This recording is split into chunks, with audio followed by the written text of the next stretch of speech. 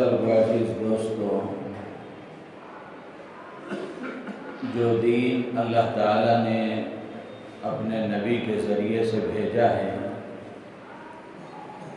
جو شریعت سرکار دو عالم صلی اللہ علیہ وسلم لے کر آئے ہیں، زندگی گزارنے کا جو طریقہ، زندگی گزارنے کے جو اصول اللہ تعالیٰ نے بتائے ہیں اور اللہ کے نبی حضرت محمد رسول اللہ صلی اللہ تعالی علیہ وسلم نے ان اصولوں کے مطابق زندگی گزار کر ہمیں بتایا ہے، نمونہ ہمارے لیے چھوڑ کر گئے ہیں۔ تو یہ دین اور زندگی گزارنے کا یہ طریقہ ہمارے لیے دنیا اور آخرت کی کامیابی کا ضامن ہے۔ اسی طریقے کے مطابق زندگی گزاریں گے تو ہی دنیا میں بھی چین و سکون سے رہیں گے، اور آخرت کی ابدی راحتیں اور آخرت کی کبھی ختم نہ ہونے والی نعمتیں ہم سب کو ملیں گی۔ یہ بنیادی بات ہے جو ہمارے دل و دماغ میں، دل کے اندرون میں یقین کے درجے میں ہمیں بٹھا لینا چاہیے کہ زندگی گزارنے کا جو طریقہ سرکار دو عالم صلی اللہ علیہ وسلم نے بتایا ہے، اس سے اچھا کوئی طریقہ نہیں ہو سکتا، اس سے پاکیزہ کوئی طریقہ نہیں ہو سکتا، اس سے زیادہ کامیابی دلانے والا کوئی طریقہ نہیں ہو سکتا۔ اسی طریقے کے مطابق زندگی گزارنے میں ہی میری اور آپ کی کامیابی ہے۔ یہ ہم میں سے ہر ایک کو اپنے دل و دماغ میں بٹھانا ہے۔ دین ہمارے لیے کامیابی کا ضامن ہے، یہ ہمارے دل و دماغ میں رہے گا تو پھر اللہ کے احکامات، سرکار دو عالم صلی اللہ علیہ وسلم کے پیغامات، ہمارے لیے اس پر عمل کرنا آسان ہوگا۔ اگر یہ یقین ہمارے دل میں نہیں ہے، یہ بات ہمارے دل و دماغ میں بیٹھی ہوئی نہیں ہے، تو پھر اللہ کا دین ہمارے لیے بوجھ محسوس ہوگا، نبی کے بتائے ہوئے طریقے ہمارے لیے مشکل نظر آئیں گے یا پرانے نظر آئیں گے۔ تو اس لیے یہ بنیادی بات ہے جو ہم میں سے ہر ایک کو اپنے دل و دماغ میں بٹھانا ہے کہ اللہ کا دین ہی ہمارے لیے کامیابی کا ضامن ہے۔ زندگی گزارنے کا جو طریقہ سرکار دو عالم صلی اللہ علیہ وسلم نے بتایا ہے، اسی طریقے کے مطابق زندگی گزارنے میں ہی ہماری کامیابی ہے۔ اسی طریقے کے مطابق زندگی گزاریں گے تو ہی ہم کامیاب ہوں گے، اسی طریقے کے مطابق زندگی گزاریں گے تو ہی دنیا میں ہم چین و سکون سے رہیں گے۔ یہ دل و دماغ میں ہمارے ہوگا تو پھر ہم میں سے ہر ایک آدمی کو اللہ کے دین پر عمل کرنا آسان ہوگا اور ان طریقوں کو معلوم کرنے کا شوق پیدا ہوگا کہ کس شعبے میں کیا طریقہ سرکار دو عالم صلی اللہ علیہ وسلم نے سکھایا ہے، آپ نے کیا تعلیمات دی ہیں، اس کو معلوم کرنے کا شوق پیدا ہوگا۔ آج مسلمانوں میں جو دین سے بے فکری، دین سے غفلت اور دین سے ناواقفیت اور جہالت جو اپنے دین کے بارے میں ہے، اس کی بنیادی وجہ یہی ہے کہ دین کو کامیابی کا ضامن مسلمان نہیں سمجھتا، اللہ کے نبی کے بتائے ہوئے طریقے کو اپنے لیے نجات کا ذریعہ نہیں سمجھتا، جس کی وجہ سے اس کو معلوم کرنے کی کوشش اور فکر بھی نہیں کرتا۔ اگر وہ یہ سمجھے گا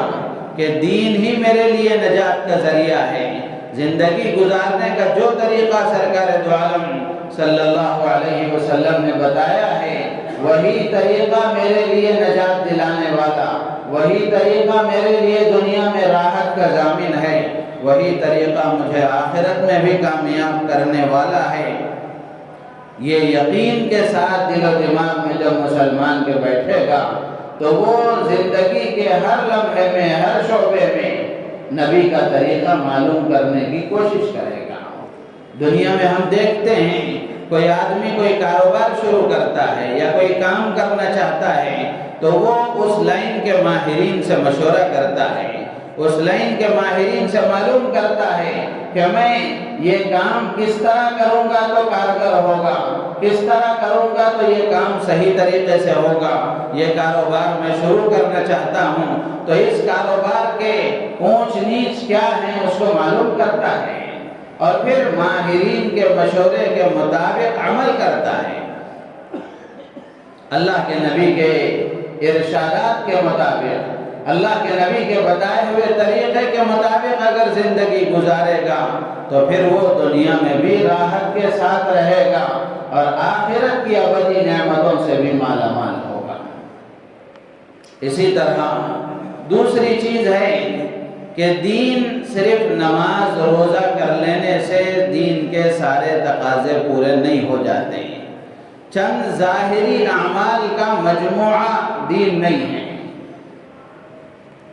بلکہ دین میں اللہ کے حقوق بھی ہیں، اللہ کے بندوں کے حقوق بھی ہیں، اللہ کے حق بھی ہیں، اللہ کے بندوں کے حقوق بھی ہیں۔ ان کے مجموعے کا نام دین ہے۔ اللہ کا بھی حق ہے اور اللہ کی بنائی ہوئی مخلوقات کا بھی حق ہے، انسانوں کا بھی حق ہے، جانوروں کا بھی حق ہے، حیوانات کا بھی حق ہے، نباتات کا بھی حق ہے، جمادات کا بھی حق ہے۔ تو ان سارے حقوق کے مجموعے کا نام دین ہے۔ تو اس میں اللہ کے بندوں کے جو حقوق ہیں یہ بہت اہمیت کے حامل ہیں۔ اللہ کے حق میں اگر کچھ کمی کوتاہی ہو گئی، اللہ تبارک و تعالی اگر چاہیں گے بندہ اللہ سے معافی مانگے گا، اللہ تبارک و تعالی اپنے حقوق کی کمی کو معاف فرما دیں گے۔ لیکن بندوں کے حقوق کی کمی اور بندوں کے حقوق میں کوتاہی کا جو معاملہ ہے یہ بڑا سنگین ہے۔ تو اس لیے ہر مسلمان کو ہر حال میں ہمیشہ حقوق العباد کی بڑی فکر کرنا چاہیے، بندوں کے حقوق کے پورا کرنے کی پوری کوشش کرنا چاہیے کہ بندوں کے حق میں کوئی کمی نہ رہ جائے، ورنہ قیامت کے دن بندہ مطالبہ کرے گا تو اللہ تبارک و تعالیٰ کے یہاں بندہ مشکل میں آ جائے گا۔ تو حقوق العباد یہ دین کا ایک بہت بڑا شعبہ ہے۔ اس میں ماں باپ کے حقوق ہیں، اولاد کے حقوق ہیں، رشتہ داروں کے حقوق ہیں، پڑوسیوں کے حقوق ہیں، مہمانوں کے حقوق ہیں اور دوست اقارب کے حقوق ہیں۔ ایسے بے شمار حقوق ہیں جو بندوں کے حق میں آتے ہیں، میاں بیوی کے آپس کے حقوق ہیں۔ تو یہ سارے حقوق آدمی ادا کرے گا تو پھر اس کے لیے نجات آسان ہوگی۔ اگر ان حقوق میں کوئی کمی کوتاہی ہو گئی تو پھر اس کے لیے بہت بڑا مسئلہ ہو جائے گا۔ تو حقوق العباد میں سے ایک اہم حق ہے پڑوسیوں کا حق، پڑوسی کا حق۔ یہ بہت بنیادی حق ہے، قرآن و حدیث میں اس کی بڑی تاکید آئی ہے۔ سورہ نساء کی جو آیت میں نے آپ کے سامنے تلاوت کی ہے، اس آیت میں اللہ تعالیٰ ارشاد فرماتے ہیں وَاعْبُدُوا اللَّهَ وَلَا تُشْرِكُوا بِهِ شَيْئًا وَبِالْوَالِدَيْنِ إِحْسَانًا۔ سورہ نساء ایک ایسی صورت ہے جس میں اللہ تبارک و تعالیٰ نے اکثر بندوں کے حقوق بیان فرمائے ہیں، اکثر بندوں کے حقوق بیان فرمائے ہیں۔ اور جو آیت میں آپ کے سامنے پیش کر رہا ہوں، اس آیت میں بھی اللہ تبارک و تعالیٰ نے بندوں کے حقوق بیان فرمائے ہیں۔ اللہ تعالیٰ ارشاد فرماتے ہیں وَاعْبُدُوا اللَّهَ وَلَا تُشْرِكُوا بِهِ شَيْئًا، اللہ کی عبادت کرو، اس کے ساتھ کسی کو شریک نہ کرو۔ وَبِالْوَالِدَيْنِ إِحْسَانًا، ماں باپ کے ساتھ اچھا سلوک کرو۔ وَبِالْوَالِدَيْنِ إِحْسَانًا وَبِذِي الْقُرْبَى، رشتہ داروں کے ساتھ اچھا سلوک کرو۔ وَالْيَتَامَى وَالْمَسَاكِينَ، یتیموں کے ساتھ، مسکینوں غریبوں کے ساتھ اچھا سلوک کرو۔ وَالْجَارِ ذِي الْقُرْبَى، والجار الجنب والصاحب بالجنب، قریب کے پڑوسی، دور کے پڑوسی اور عارضی پڑوسی کے ساتھ اچھا سلوک کرو۔ وما ملکت ایمانکم، اپنے ماتحتوں کے ساتھ اچھا سلوک کرو۔ اس آیت پر اگر ہم غور کریں گے تو اللہ تعالیٰ نے کیسی بہترین ترتیب اس میں اللہ نے قائم فرمائی ہے۔ سب سے پہلے اللہ تعالیٰ اپنا حق یاد دلاتے ہیں، وَاعْبُدُوا اللَّهَ وَلَا تُشْرِكُوا بِهِ شَيْئًا۔ بندوں کے حقوق کے ذکر کرنے سے پہلے اللہ تبارک و تعالیٰ نے اللہ کی عبادت و اطاعت کا، توحید کا سبق دیا ہے، اللہ کے ساتھ شریک نہ کرنے کا حکم دیا ہے۔ وَاعْبُدُوا اللَّهَ وَلَا تُشْرِكُوا بِهِ شَيْئًا۔ مفسرین لکھتے ہیں کہ یہاں اللہ تبارک و تعالیٰ نے بندوں کے حقوق سے پہلے اللہ کی اطاعت کا اور اللہ کی وحدانیت کا، اللہ کے ساتھ کسی کو شریک نہ کرنے کا یہ حکم اس لیے دیا ہے کہ جو آدمی اللہ کا حق ادا نہ کرے وہ بندوں کا کیا حق ادا کرے گا؟ جس کے دل میں اللہ کا ڈر اور خوف نہ ہو، جس کو اللہ کے حقوق کا خیال نہ ہو، وہ اللہ کے بندوں کے حقوق کا کیا خیال رکھے گا؟ دنیا میں حکومتوں کی سزاؤں سے بچنے کے لیے، لوگوں کی نگاہوں میں عزت پانے کے لیے، لوگوں کی نگاہوں میں اپنے آپ کو بھلا انسان بتانے کے لیے وہ چال بازی کرے گا یا سازش کرے گا، کسی طریقے کی پلاننگ کرے گا۔ لیکن میرے عزیز و دوست و بزرگوں، اللہ کے یہ بندوں کے حقوق وہی آدمی ادا کر سکتا ہے جس کے دل میں اللہ کا ڈر اور خوف ہو، جس کے دل میں اللہ کی عظمت ہو، جس کے دل میں اللہ کے حکم کی عظمت ہو، وہی آدمی اللہ کے بندوں کا حق بھی ادا کرے گا۔ اسی لیے اللہ تعالیٰ نے سب سے پہلے وحدانیت کا ذکر فرمایا، توحید کا ذکر فرمایا، اپنی اطاعت و عبادت کا حکم دیا کہ تم اللہ کی عبادت کرو، اللہ کی اطاعت کرو، اللہ کا حکم مانو، اللہ کو ایک مانو، اللہ کو حاکم مانو۔ جو آدمی اللہ کو ایک مانتا ہے، اللہ کی اطاعت کو اپنے اوپر لازم سمجھتا ہے، اللہ کے حکم کی عظمت اس کے اندر ہوتی ہے، تو پھر آگے جو حقوق بیان کیے جا رہے ہیں ان حقوق کو ادا کرنا اس کے لیے آسان ہوتا ہے، ان حقوق کی ادائیگی اس کے لیے آسان ہوتی ہے۔ اس لیے اللہ تعالیٰ نے پہلے اپنی اطاعت کو لازم قرار دیا کہ وَاعْبُدُوا اللَّهَ وَلَا تُشْرِكُوا بِهِ شَيْئًا۔ پھر دوسرے نمبر پر اللہ تعالیٰ فرماتے ہیں وَبِالْوَالِدَيْنِ إِحْسَانًا، کہ ماں باپ کے ساتھ اچھا سلوک کرو۔ قرآن پاک میں اللہ تعالیٰ نے بے شمار جگہوں پر اپنی عبادت کے ساتھ ماں باپ کے ساتھ حسن سلوک کی تعلیم دی ہے، اپنے احکام کے ساتھ اللہ نے ماں باپ کے ساتھ حسن سلوک کو جوڑا ہے۔ دوسری جگہ اللہ فرماتے ہیں وَقَضَىٰ رَبُّكَ أَلَّا تَعْبُدُوا إِلَّا إِيَّاهُ وَبِالْوَالِدَيْنِ إِحْسَانًا۔ ایسے بے شمار جگہ ہیں جہاں اللہ تعالیٰ نے اپنی عبادت و اطاعت کے ساتھ ماں باپ کے حقوق بیان فرمائے ہیں، ماں باپ کے ساتھ احسان کا، حسن سلوک کا، اچھے برتاؤ اور اچھے رویے کا اللہ نے حکم دیا ہے۔ مفسرین لکھتے ہیں کہ اللہ کے بعد بندے پر دنیا میں انسانوں کے اعتبار سے سب سے بڑا حق اس کے ماں باپ کا ہے،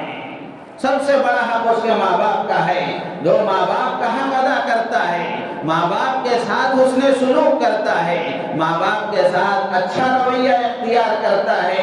اللہ کے نبی علیہ السلام نے احادیث میں اس کی بڑی فضیلتیں بیان فرمائی ہیں، اس کے بڑے فائدے بیان فرمائے ہیں کہ دنیا میں اس کو کیا ملے گا، آخرت میں اس کو کیا ملے گا۔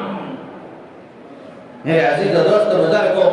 جو آدمی اپنے ماں باپ کے ساتھ غلط سلوک کرتا ہے، ان کے ساتھ اچھا سلوک نہیں کرتا، ان کو تکلیف پہنچاتا ہے، علماء نے یہاں تک لکھا ہے اللہ تعالیٰ عبادت فرمائے کہ ماں باپ کی حق تلفی کرنے والا، ماں باپ کو ستانے والا، ان کا دل دکھانے والا، ان کو پریشان کرنے والا، علماء لکھتے ہیں کہ ایسے آدمی کو موت پر کلمہ بھی نصیب نہیں ہوتا۔ میرے عزیز و دوست بزرگوں، ماں باپ کا معاملہ بڑا سنگین ہے، بڑا نازک ہے۔ اور اگر ماں باپ کے ساتھ حسن سلوک کرتا ہے تو پھر دنیا میں بھی اس کے لیے فائدے ہی فائدے ہیں۔ اللہ کے نبی علیہ السلام نے بشارت دی ہے کہ جو آدمی ماں باپ کے ساتھ حسن سلوک کرتا ہے اللہ تبارک و تعالی اس کی روزیوں میں برکت عطا فرماتے ہیں۔ آج ہم اپنے گھروں کا حال دیکھ لیں، ماں باپ اولاد پر بوجھ بن گئے ہیں۔ جو ماں باپ اپنے کئی بچوں کو پالتے ہیں، اپنے کئی بچوں کو پال پوس کر بڑا کرتے ہیں، پھر اس کے بعد میں بچوں کے پورے بچوں کے لیے 2 ماں باپ وزن ہو جاتے ہیں، بوجھ ہو جاتے ہیں۔ جبکہ یہ سعادت کی بات ہوتی ہے کہ ماں باپ کی خدمت ہمارے لیے سعادت کی بات ہے، ان کا وجود ہمارے لیے رحمت ہے، ان کا وجود ہمارے لیے باعث رحمت ہے اور سعادت کی بات ہے۔ حضرت مولانا منور حسین صاحب سورتی رحمت اللہ علیہ کا یہ ملفوظ میں نے آپ کے سامنے بارہا سنایا ہے۔ حضرت فرمایا کرتے تھے اگر کسی کی والدہ کا دل اس کی اولاد سے خوش ہے اور راضی ہے، ساری دنیا کے خطب و ابدال مل کر بھی اس کے حق میں بددعا کریں تو ماں کی رضامندی اور ماں کے دل کی خوشی اس کا بیڑا پار کر دے گی۔ اور اگر خدا نخواستہ ماں کا دل ناراض ہے، ماں کے دل میں کچھ ہے اولاد کے سلسلے میں، تو پھر سارے دنیا کے خطب و ابدال اولیاء کاملین مل کر اس کے حق میں دعا کریں تو ماں باپ کی ناراضگی اور ماں کے دل کا دکھ اس کا بیڑا غرق کر کے رہے گا۔ تو اس لیے میرے عزیز و دوست و بزرگوں، ہر حال میں ماں باپ کے ساتھ حسن سلوک، ہر حال میں ماں باپ کے حقوق کا خیال، یہ ہم میں سے ہر ایک کی ذمہ داری ہے۔ جہاں اولاد کے لیے یہ بات ہے وہیں ماں باپ کے لیے بھی یہ بات ہے کہ ماں باپ اپنا دل بڑا رکھیں اولاد کے سلسلے میں۔ بچے ہیں، اپنے ہیں، کمی کوتاہی ہو جاتی ہے تو ماں باپ تھوڑے تھوڑے پر بھی اولاد سے ناراض نہ ہو، بلکہ اپنا دل بڑا رکھ کر کے اولاد کو بار بار معاف کرتے رہیں، بار بار ان کو حوصلہ دیتے رہیں تاکہ ان کی دنیا بہتر ہو اور آخرت بہتر ہو، ورنہ بیڑا غرق ہو جائے گا۔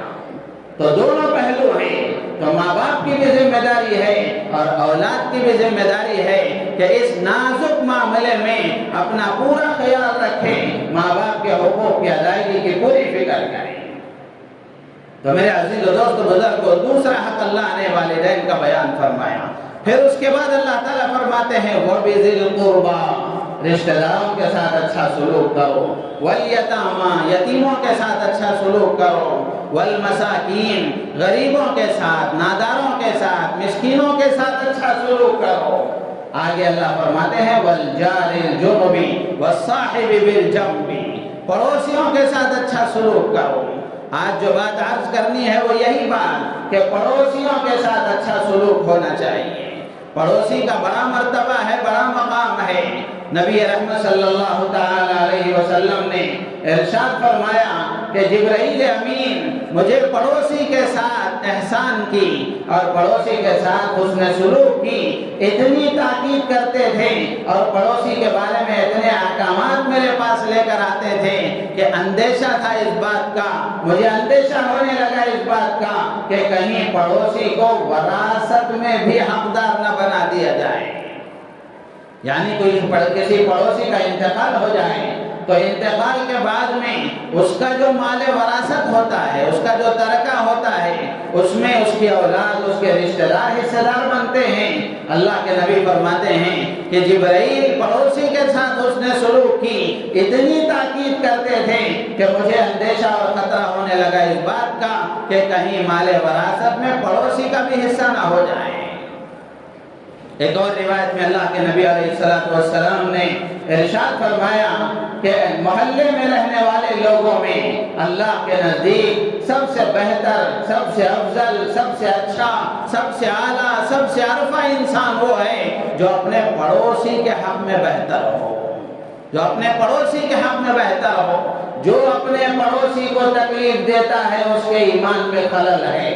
اس کے ایمان میں کمزوری ہے۔ گزشتہ جمعہ میں نے سنایا تھا اللہ کے نبی علیہ السلام نے فرمایا من کان یؤمن باللہ والیوم الآخر فلا یؤذی جارہ، کہ جو آدمی اللہ پر ایمان رکھتا ہے، آخرت کے دن پر ایمان رکھتا ہے، وہ اپنے پڑوسی کو تکلیف نہ دے۔ وہ اپنے پڑوسی کو تکلیف نہ دے. یعنی یہ ایمان کا تقاضا ہے، یہ ایمان کا تقاضا ہے کہ آدمی اپنے پڑوسی کے ساتھ اچھا سلوک کرے. جو پکا مومن ہوگا، جو سچا مومن ہوگا، وہ اپنے پڑوسی کو تکلیف نہیں دے سکتا. بے شمار واقعات ہیں اللہ والوں کے، اور خود امام الانبیاء ہم سب کے محسن آقا حضرت محمد رسول اللہ صلی اللہ تعالی علیہ وسلم کے، کہ آپ نے دنیا میں زندگی گزار کر بتایا ہے، آپ نے پڑوسیوں کے ساتھ احسان کر کے بتایا ہے. اللہ والوں کے بے شمار واقعات ہیں کہ ان کا اپنے پڑوسیوں کے ساتھ تعلق کیسا تھا. حضرت عبداللہ ابن مبارک رحمۃ اللہ علیہ کے پڑوس میں ایک یہودی رہا کرتا تھا. اس یہودی کو ضرورت پیش آئی اپنے گھر کے فروخت کرنے اور بیچنے کی، تو اس نے اپنے گھر کی قیمت لگائی کہ میرے گھر کی قیمت 2000 درہم یا 2000 دینار ہے. لوگوں نے پوچھا کہ آپ جس محلے میں رہتے ہیں اور جس طرح کا آپ کا گھر ہے، اس طرح کے محلے میں اس طرح کے گھر کی قیمت تقریباً 1000 درہم ہوا کرتی ہے، اور آپ بڑھا چڑھا کر 2000 درہم کہتے ہیں. تو وہ یہودی کہنے لگا کہ ہاں، گھر کی قیمت تو 1000 درہم ہی ہے، لیکن میرے پڑوس میں عبداللہ ابن مبارک ہیں، ان کے پڑوس کی قیمت میں لگا کر کہتا ہوں 1000 اور زیادہ ہے. میرے عزیز و دوست بزرگوں، ایسا پڑوسیوں کا خیال تھا، ایسا پڑوسیوں کا خیال تھا. اور ایک بزرگ گزرے ہیں ابو حمزہ سکری رحمۃ اللہ علیہ، ان کے بارے میں آتا ہے کہ ایک مرتبہ کسی ضرورت کی وجہ سے ان کو اپنے گھر بیچنے کی نوبت آئی. گھر بیچنے کی نوبت آئی، ضرورت محسوس ہوئی، تو انہوں نے ایک آدمی سے معاملہ کر لیا. بات چیت ہو گئی کہ اتنے میں گھر بیچ رہا ہوں، تو سامنے والے نے اس کو ایکسپٹ کر لیا، قبول کر لیا. بعد میں پڑوسیوں کو پتہ چلا کہ ابو حمزہ سکری اپنا گھر بیچنا چاہتے ہیں، تو پڑوسی ایک جماعت اور ایک وقت کی شکل میں ان کی خدمت میں حاضر ہوئے. حاضر ہو کر انہوں نے عرض کیا کہ معلوم ہوا کہ آپ اپنا گھر بیچنا چاہتے ہیں، اللہ کے لیے آپ ہمارا پڑوس نہ چھوڑیں، آپ ہمارا پڑوس نہ چھوڑیں، گھر نہ بیچیں، آپ یہی رہیں. اگر آپ کی ضرورت ہے، آپ پریشان حال ہیں، تو ہم آپ کے گھر کی جتنی قیمت بنتی ہے اتنی قیمت ہم آپ کی خدمت میں ہدیے کی شکل میں پیش کریں گے. آپ اپنی ضرورت پوری کر لیں، لیکن یہاں سے گھر خالی نہ کریں. تو میرے عزیز و دوست بزرگوں، ایسا سلوک پڑوسیوں کے ساتھ اللہ والوں کی زندگیوں سے ہمیں ملتا ہے. تو پڑوسیوں کے ساتھ اچھا سلوک کرنا یہ اسلام کی تعلیم ہے، مسلمان کا شیوا ہے اور مسلمان کی شان ہے. ایک طرف اسلام کی یہ تعلیمات ہیں، اور دوسری طرف ہم اپنے معاشرے کا جائزہ لے کر کے دیکھیں. جس محلے میں ہم رہتے ہیں اور جس علاقے میں ہم رہتے ہیں، اب زمینی سطح کی جو صورتحال ہے وہ ہم جائزہ لے کر کے دیکھیں گے تو مسلمانوں کا آپس میں معاملہ اس سلسلے میں بہت ٹیڑھا ہے. پڑوسیوں کے حقوق کے سلسلے میں بہت ناکام ہے مسلم معاشرہ اس وقت کا، کہ پڑوسی کو راحت پہنچانے کا کوئی خیال نہیں، اور اس کی طرف سے پہنچنے والی تکلیف کو برداشت کرنے اور جھیلنے کی کوئی استطاعت نہیں. اس سے آگے بڑھ کر آدمی اپنی طرف سے پڑوسی کو تکلیف پہنچا رہا ہے، اس کو احساس نہیں ہے کہ میں کتنا بڑا گناہ کر رہا ہوں. تو میرے عزیز و دوست بزرگوں، پڑوسی کا بڑا مقام ہے، پڑوسی کا بڑا مقام ہے. تو اللہ کے نبی علیہ السلام نے احادیث میں پڑوسیوں کے حقوق بیان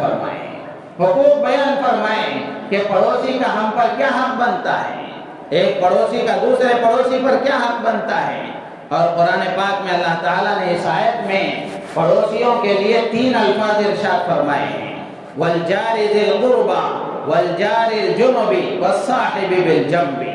اردو میں اس کا ترجمہ کیا جائے، اردو تنگ زبان ہے، عربی بہت وسیع زبان ہے، تو اردو میں اس کا ترجمہ کیا جائے تو اردو میں اس کے لیے ایک ہی لفظ پڑوسی کا استعمال ہو سکتا ہے. عربی بہت کشادہ اور سخی زبان ہے، ہر ایک کے لیے اس میں الگ الگ الفاظ ہیں، بلکہ عربی اتنی شاندار اور اور جاندار اور مالدار زبان ہے کہ اس کا بعض اوقات اس کے بعض الفاظ کا اردو میں ترجمہ ہی نہیں ہو سکتا۔ تو یہ قرآن میں اللہ تبارک و تعالیٰ نے پڑوسیوں کے لیے جو 3 الفاظ ارشاد فرمائے ہیں ان کے بارے میں مفسرین نے لکھا ہے۔ پہلا لفظ اللہ فرماتے ہیں والجار ذی القربى، تو اس سے کیا مراد ہے؟ مفسرین نے لکھا ہے قریب کے پڑوسی سے مراد ہمارے مکان سے لگا ہوا جو مکان ہے وہ مراد ہے۔ والجار الجنب کہ دور کا پڑوسی، دور کے پڑوسی سے مراد یہ ہے کہ ہمارے گھر سے لگا ہوا تو نہیں ہے، 2-4 گھر بازو ہے، ہماری گلی میں رہنے والا ہے، محلے میں رہنے والا ہے، وہ مراد ہے۔ اور بعض مفسرین کہتے ہیں والجار ذی القربى سے مراد وہ پڑوسی ہے جو مسلمان ہے، والجار الجنب سے مراد وہ پڑوسی ہے جو مسلمان نہیں ہے۔ چاہے مسلمان ہو چاہے غیر مسلم ہو، پڑوسی کے معاملے میں اسلام نے یہ مسلمان اور غیر مسلم کی تفریق نہیں کی ہے، بلکہ پڑوسی پڑوسی ہے۔ ایک اور روایت میں اللہ کے نبی علیہ السلام نے فرمایا کہ بعض پڑوسی ایسے ہیں کہ انسان پر ان کے 3 حق ہیں۔ وہ کیسا پڑوسی ہے؟ اللہ کے نبی علیہ السلام فرماتے ہیں ایک تو یہ ہے کہ وہ آپ کا پڑوسی ہے، آپ کے پڑوس میں رہتا ہے، دوسرا وہ مسلمان ہے، تیسرا وہ رشتہ دار ہے۔ اس کے 3 حق ہیں۔ اور بعض وہ ہیں جن کے 2 حق ہیں، وہ یہ کہ پڑوس میں ہے اور مسلمان ہے، رشتہ دار نہیں ہے۔ اور تیسرا حق یہ ہے کہ وہ پڑوس میں ہے، مسلمان بھی نہیں ہے، رشتہ دار بھی نہیں ہے، غیر مسلم پڑوسی ہے۔ اللہ کے نبی علیہ السلام نے فرمایا کہ اس کے ساتھ بھی حسن سلوک کیا جائے گا، اس کو بھی تکلیف نہیں پہنچائی جائے گی۔ یہ اسلام کی خوبصورت تعلیمات ہیں جو عملی شکل میں پیش کرنے سے آج مسلمان خاسر ہیں۔ اگر اسلام کی یہ تعلیمات، اسلامی یہ معاشرہ اگر ہم عملی شکل میں دنیا والوں کے سامنے پیش کریں گے تو اسلام کی تعلیمات وہ ہیں جو ہر آدمی کو اس کی طرف کھینچ کر لاتی ہیں۔ تو میرے عزیز و دوستو بزرگوں، اللہ کے نبی علیہ السلام نے پڑوسیوں کے ساتھ حسن سلوک کی بہت تاکید کی ہے۔ علماء نے لکھا ہے پڑوسی کا سب سے پہلا حق یہ ہے کہ اگر وہ ضرورت مند ہو، محتاج ہو، پریشان حال ہو تو اس کی ضرورت کو پورا کیا جائے، اس کی پریشانی کو دور کیا جائے حسب استطاعت۔ اللہ نے اس کو طاقت دی ہے، وہ اپنے اعتبار سے، اپنے مال سے، اپنی جان سے، اپنی صلاحیت سے اس کی ضرورت کو پورا کر سکتا ہے، تو اس کی ذمہ داری ہے کہ وہ اس کی ضرورت کو پورا کرے۔ اگر وہ خود نہیں پورا کر سکتا، کسی کو ضرورت کو پورا کرنے والے کی طرف رہنمائی کر سکتا ہے، رہبری کر سکتا ہے، تو اس کی ذمہ داری یہ ہے کہ وہ اس کی رہبری کرے، وہ اس کی رہبری کرے۔ تو یہ بات علماء نے لکھی ہے، اس سے آپ حضرات اندازہ لگائیں تو اس سے ایک بنیادی اور اہم بات یہ معلوم ہوتی ہے کہ ہر آدمی کو اپنے پڑوسی کے حالات سے باخبر رہنا چاہیے، اپنے پڑوسی کے حالات سے باخبر رہنا چاہیے۔ کتنے گھرانے ایسے ہیں کہ برس ہاں برس ہو گئے لیکن بازو میں ہمارے کون رہ رہا ہے، وہ کیا حال میں زندگی گزار رہا ہے، اس کے گھر کی کیا صورتحال ہے، اس کا کیا اسٹیٹس ہے، زندگی پوری گزر گئی معلوم نہیں ہے۔ تو ایسی بے خبری پڑوسی کے بارے میں یہ مسلمان کا سیوا نہیں ہو سکتا۔ اللہ کے نبی علیہ السلام نے بڑی سخت بات ارشاد فرمائی، لیس المؤمن الذی یشبع وجارہ جائع فی جنبہ۔ اللہ کے نبی فرماتے ہیں وہ ایمان والا ہو ہی نہیں سکتا، یہ ایمان والے کی شان ہے ہی نہیں، یہ ایمان والے کا سیوا ہے ہی نہیں کہ وہ تو پیٹ بھر کر رات میں سو جائے اور اس کا پڑوسی بھوکا رہے، اس کا پڑوسی بھوکا رہے، تو یہ ایمان والے کی بالکل شان نہیں ہے۔ میرے عزیز و دوستو بزرگوں، ہم اپنے گھروں کا جائزہ لے کر کے دیکھیں، ہر آدمی اپنے بارے میں سوچ کر کے دیکھے کہ میرے پڑوسیوں کے ساتھ معاملہ کیسا ہے، کیا میں اپنے پڑوسیوں کے بارے میں جانکاری رکھتا ہوں، ان کے حالات سے واقف ہوں، باخبر ہوں۔ یہاں محلے میں تو تھوڑا بہت ہو سکتا ہے، واقفیت ہو، باخبر ہو، لیکن جو اپارٹمنٹس ہیں یا بڑے بڑے لوگ رہتے ہیں وہاں میرے عزیز و دوست بزرگوں، بازو والے کو کیا ہو رہا ہے کیا نہیں ہو رہا ہے ذرا برابر بھی کوئی خبر نہیں ہوتی۔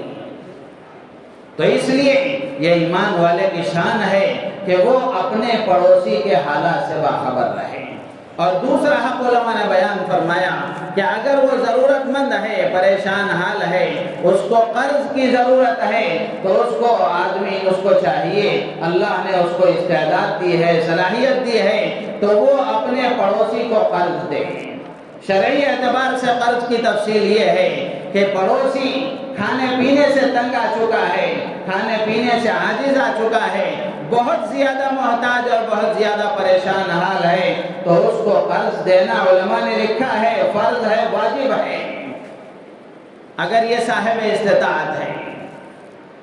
اور اگر کھانے پینے سے تو عاجز نہیں آیا ہے لیکن کسی وقتی ضرورت کی وجہ سے، کسی سخت ضرورت کی وجہ سے وہ قرض مانگ رہا ہے، تو پھر اس کے لیے علماء نے لکھا ہے کہ شرعی اعتبار سے اس کو قرض دینا مستحب ہے۔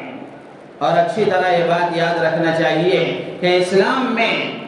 ہر آدمی کو قرض سے تو منع کیا گیا ہے کہ قرض سے آدمی بچا رہے، قرض سے بچ کر زندگی گزارے، اپنی خواہشات کو کم کرے، اپنے اخراجات کو کم کرے، قرض تک نہ جائے۔ لیکن اگر نوبت آ جائے قرض لینے کی، ضرورت پڑے قرض کی، تو پھر جن کو اللہ نے استعداد دی ہے، صاحب استطاعت بنایا ہے، ان کو شریعت ترغیب دیتی ہے۔ یہاں تک علماء نے لکھا ہے، حدیث میں موجود ہے کہ کسی کو ہدیہ دینے کے بجائے قرض دینا زیادہ ثواب کا باعث ہے، زیادہ ثواب کا سبب ہے۔ اور اللہ والوں کا معمول تھا کہ اگر ان سے کوئی قرض کا مطالبہ کرتا، کوئی ہدیہ اس کو دینا چاہتے، تو ہدیہ دینے کے بجائے اس کو قرض کہہ کر دیا کرتے تھے تاکہ قرض دینے کا ثواب ملے۔ لیکن اگر اس کی حالت ایسی ہوتی کہ وہ واپس نہ کر سکتا، بہت زیادہ محتاج اور ضرورت مند ہوتا، تو دیتے تو قرض کے نام سے ہی، لیکن بعد میں اس کو معاف کر دیا کرتے تھے تاکہ قرض دینے کا ثواب بھی ملے اور قرض کو معاف کرنے کا ثواب بھی ملے۔ حضرت عبداللہ تھانوی نور اللہ مرقدہ کے بارے میں لکھا ہے کہ حضرت تھانوی کا معمول یہ تھا کہ کسی کو قرض دینا ہوتا تو وہ اتنا قرض دیتے تھے، اگر کوئی مانگتا تو اگر واپس اس کے پاس سے نہ آتا تو بھی صدمہ نہ ہو، اتنا قرض دیا کرتے تھے اور دے کر اس کو معاف کرنے کی نیت کر لیا کرتے تھے۔ میرے عزیز دوست بزرگوں، یہ جو قرض ہے ضرورت پر آدمی کو استعمال کرنا چاہیے اور کرتا ہے آدمی۔ آج بھی اللہ کے بہت سارے بندے ایسے ہیں جو قرض دینے کے لیے تیار ہیں، لیکن معاشرہ اب ایسا ہو چکا ہے، حالات ایسے ہو چکے ہیں، قرض دینے والے دے تو رہے ہیں لیکن لینے والا واپس کرنے کا کوئی خیال نہیں رکھتا۔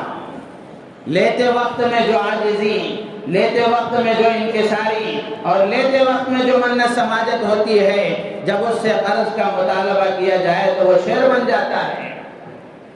چوری سینہ زوری کا معاملہ ہو جاتا ہے۔ تو اس لیے آج بھی اللہ کے بندے ہیں، ضرورت پر آدمی کسی سے قرض کا مطالبہ کریں تو قرض دینے کے لیے وہ تیار ہیں، لیکن کوئی قرض واپس کرنے کی عادت بھی تو بنائے، قرض کو واپس کرنے کی بھی تو عادت بنائے، یہ بڑی اہم ذمہ داری ہے۔ تو یہ پڑوسی کا حق ہے کہ اگر وہ قرض کا مطالبہ کرے اور اس کی ضرورت سخت ہو اور اللہ نے اس کو صاحب استطاعت بنایا ہو تو وہ اس کو قرض دے۔ اسی طرح علماء نے لکھا ہے کہ پڑوسی کا ایک حق یہ ہے کہ اس کی خوشی میں شریک ہو، اس کو اگر کوئی خوشی ہو تو اس کی خوشی میں آدمی شریک ہو، اس کو دعائیں دے، اس کو اولاد ہوئی ہے یا اس کو کاروبار اچھا ملا ہے، ملازمت اچھی ملی ہے، کاروبار کی ترقی ہوئی ہے یا کوئی اور خوشی کا ماحول اس کے گھر میں ہے، تو اس کی خوشی میں بھی آدمی شریک ہو اور اس کی خوشی کو دوبالا کرنے کی کوشش کرے، دعائیں دے۔ اور اسی طرح علماء نے لکھا ہے کہ پڑوسی کو اگر کوئی تکلیف پہنچے تو اس کی تکلیف میں آدمی تسلی کا سامان فراہم کرے، اس کی تکلیف کو دور کرنے کی کوشش کرے۔ مثال کے طور پر کسی عزیز کا انتقال ہو گیا تو ایسے وقت میں تعزیت کرنا، تسلی دینا، تعزیت کا معنی ہے تسلی دینا، ایسے دو بول اور دو جملے زبان سے نکالنا جس سے اس کے دل کو ٹھنڈک پہنچے اور اس کا غم ہلکا ہو جائے۔ لیکن آج تعزیت کا معاملہ یہ ہے، جو غلط طریقہ تعزیت کا ہے کہ آدمی آ کر سامنے والے کے پاس بیٹھ کر اور زیادہ اس کے جذبات کو بھڑکائے اور زیادہ اس کو رلائے اور زیادہ اس کو پریشان کرے، یہ تعزیت کا صحیح طریقہ نہیں ہے۔ عورتوں میں خصوصاً یہ مزاج ہوتا ہے، عورتوں میں خصوصاً یہ مزاج ہوتا ہے، یہ تعزیت کا طریقہ نہیں ہے۔ تعزیت کا معنی تسلی دینے کا ہے، اس کے لیے آدمی صرف 2-4 جملے، اللہ آپ کو صبر جمیل عطا فرمائے، آپ کے عزیز کی مغفرت فرمائے، اس طرح کے 2-4 تسلی کے جملے بولنا، یہ تعزیت کا صحیح طریقہ ہے۔ اسی طرح علماء نے لکھا ہے کہ اگر پڑوسی بیمار ہو جائے تو اس کی عیادت کریں، اس کی عیادت کریں، اس لیے کہ بیمار کی عیادت پر جو اجر و ثواب اللہ کے نبی علیہ السلام نے بیان فرمایا، اگر مسلمان کے اندر اجر و ثواب کو حاصل کرنے کا شوق اور اس کی حرص ہو تو میرے عزیز و دوست و بزرگوں، کیسا عظیم الشان اجر و ثواب اللہ کے نبی نے بیان فرمایا۔ اللہ کے نبی علیہ السلام بیان فرماتے ہیں کہ اگر کوئی کسی مسلمان بیمار کی عیادت کے لیے جاتا ہے تو گھر سے نکلنے سے لے کر واپسی تک وہ ایسا ہے جیسے جنت کے باغ میں وہ رہ رہا ہے۔ ایک اور روایت میں اللہ کے نبی علیہ السلام نے بیان فرمایا کہ اگر کوئی آدمی کسی مسلمان کی یا کسی بیمار کی عیادت کرنے کے لیے جاتا ہے تو 17,000 فرشتے اس کے لیے بخشش کی دعا کرتے ہیں۔ میرے عزیز و دوست و بزرگوں، یہ بھی حق ہے، یہ ہر مسلمان کا حق ہے، اور پڑوسی کا تو بدرجہ اولیٰ زیادہ حق ہے۔ تو اس لیے بیمار ہو جائے تو اس کی عیادت کریں۔ اسی طرح ایک حق علماء نے لکھا ہے، اگر کسی پڑوسی کا کوئی عیب معلوم ہو جائے تو اس کی پردہ پوشی کریں۔ ایسا نہیں کہ اس کی عزت کو اچھالتا پھرے، بلکہ اس کی پردہ پوشی کرنے کی کوشش کریں۔ یہ بات پڑوسی کے معاملے میں زیادہ مضبوط ہے، اور اللہ کے نبی علیہ السلام نے تو ہر مسلمان کے بارے میں فرمایا کہ کسی بھی مسلمان کا کوئی عیب معلوم ہو جائے تو اس کے عیب کو چھپانے کی کوشش کریں، اس لیے کہ جو آدمی کسی مسلمان کے عیب کو چھپاتا ہے اللہ اس کے عیب کو چھپاتے ہیں۔ اور اسی طرح تیسری بات جو اللہ تبارک و تعالیٰ نے قرآن پاک میں پڑوسی کے لیے لفظ ارشاد فرمایا، وَالصَّاحِبِ بِالْجَنْبِ، کہ عارضی طور پر ہم پہلو کا پڑوسی، عارضی طور پر پڑوسی جو بن چکا ہے، یعنی آپ ٹرین میں سفر کر رہے ہیں، بس میں سفر کر رہے ہیں، برابر سیٹ میں بیٹھا ہوا ہے، کسی اجتماع میں آپ گئے ہیں، یا پھر جیسے جمعہ کے موقع پر آپ مسجد میں آئے ہیں تو آپ کے پڑوس میں اجتماع میں، جلسے میں یا کہیں بیٹھک میں آپ کے ساتھ بیٹھا ہے، تو یہ وقتی طور پر تھوڑی دیر کے لیے عارضی طور پر پڑوسی بنا ہے، تو اس کو بھی راحت پہنچانے کا خیال اور اس کو بھی اپنی طرف سے کسی طرح کی کوئی تکلیف نہ پہنچے اس کا خیال کرنا، یہ بھی مسلمان کی شان ہے۔ تو میرے عزیز و دوست بزرگوں، یہ پڑوسی کے بارے میں نے اس لیے عرض کیا، گزشتہ جمعہ جیسے میں نے عرض کیا تھا کہ ٹمکور میں جو حادثہ پیش آیا، ایسا حادثہ اگر اطراف کے پڑوسی اپنے حالات سے واقف ہوں، اپنے پڑوسیوں کے حالات سے واقف ہوں، تو ایسے بہت سارے واقعات کو روکا جا سکتا ہے، بہت سارے غم کے ماروں اور دکھ کے دکھیاروں کا دکھ دور کیا جا سکتا ہے، اور بہت ساروں کے غموں کو ہلکا کیا جا سکتا ہے، ان کی پریشانیوں کو دور کیا جا سکتا ہے، اگر محلے میں رہنے والے افراد آپس میں ایک دوسرے کے حالات سے باخبر ہوں اور ایک دوسرے کی صورتحال سے باخبر ہوں، تو پھر آپس میں ایک دوسرے کا تعاون ہو سکتا ہے، اور اسلامی معاشرے کا یہ خصوصی امتیاز ہے۔ اللہ تعالیٰ سے دعا ہے اللہ تعالیٰ ہم سب کو اسلامی معاشرے کے مطابق زندگی گزارنے کی توفیق عطا فرمائے، پڑوسیوں کا خیال رکھنے اور ان کے حقوق کو ادا کرنے کی اللہ تعالیٰ مجھے آپ کو پوری امت کو توفیق عطا فرمائے، ہماری نیتوں میں اخلاص پیدا فرمائے۔ آمین وآخر دعوانا الحمدللہ رب العالمین۔